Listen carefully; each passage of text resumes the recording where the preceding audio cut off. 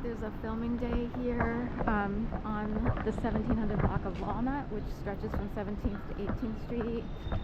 These are Haddad's trailers, which are often used for all kinds of filming. They get rented out. It's a fleet of, vans and stuff that carry equipment, and then even have little, whatever you call them, rooms. What are those things called again?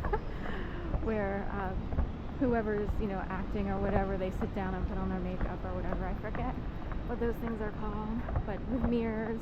My guess is this would be that trailer. I don't know, because it has a little door in the back.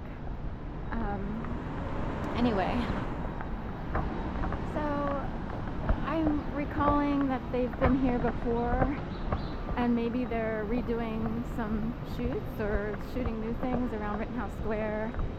It seems like a couple months ago they were around the restaurants of Park Rittenhouse. There's Expressway Cinema Rentals, the purple. And as of August 24th, alert discontinued service. Oh, so looks like there's a bus that's not going to run here unless they're discontinuing the entire bus stop, which I don't think I can't imagine that, because the bus stops at every single corner regardless of whether there's a shelter or not. So there's the dads over there at TD Bank, and then further down by Park.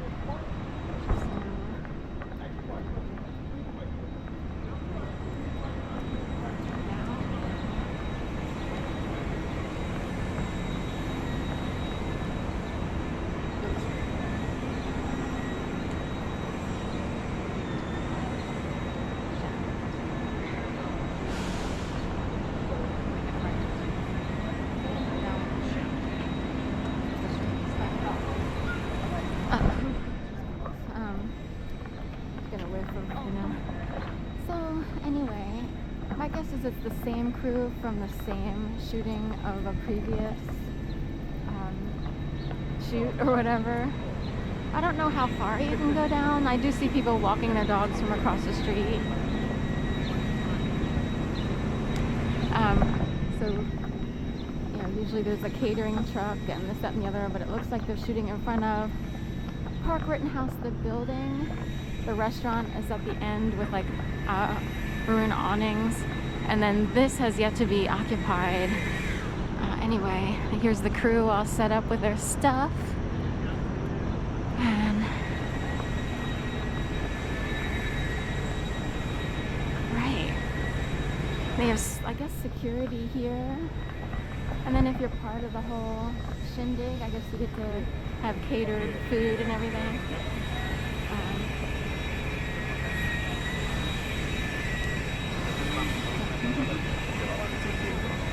So that's neat. They have all kinds of cameras, monitors, screens.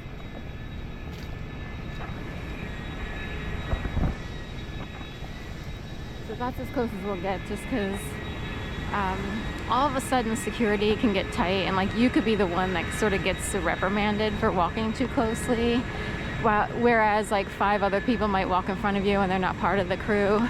So I'm kind of used to that kind of behavior. So I'll just head on over here. Make a lap. There's a rose in the middle of.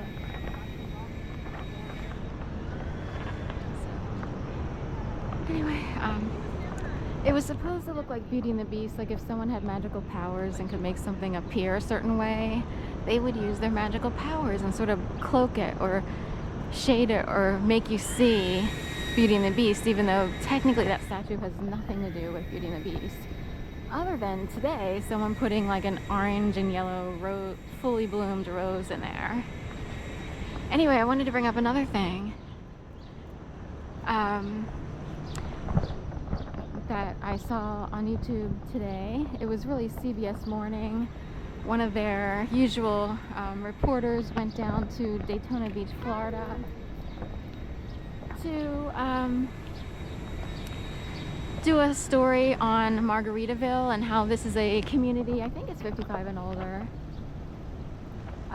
that's growing by leaps and bounds ever since the passing of whatever his name is, Buffett. Was it Warren Buffett? I keep getting Elizabeth Warren, Jimmy Buffett. I think it's Jimmy Buffett. And there's another Buffett out there who has money, all mixed together. But Jimmy Buffett,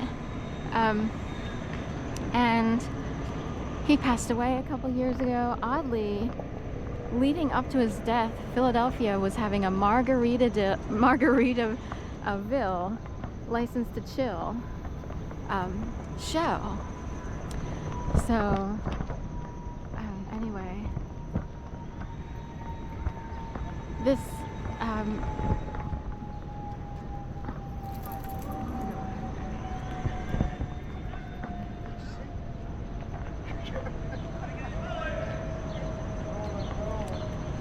here's a big camera here. They're rolling. I don't know how much voice is carrying, but how much can they hear all the way over there?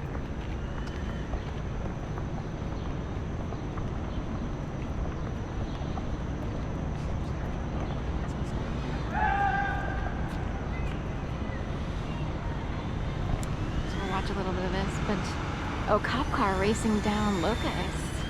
See how it can look like a real, like technically you could be like, oh, is that a real car racing down, or is that part of the filming? That's part of the filming, it looks like. So I guess they blocked off Locust.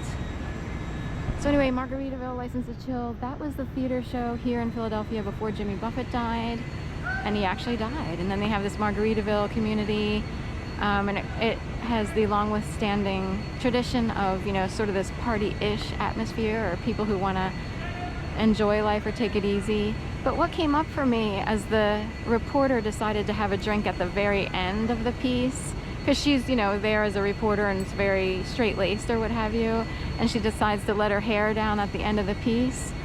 That's what came across. And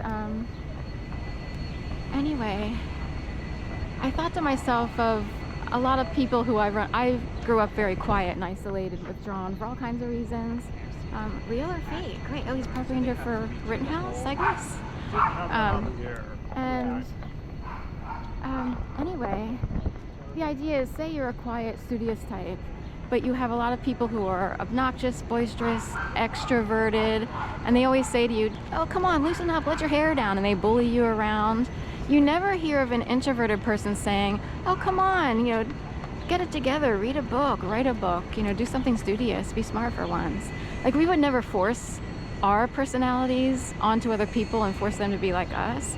But bullies love to force their personality. They want you to be like them. You should be more this. You should be more that. Should. And anyway, I'm just saying, why is that? Because they're bullies and they can't stand it. They cannot stand you being different from them. But, you know, should I go up to a bully and say,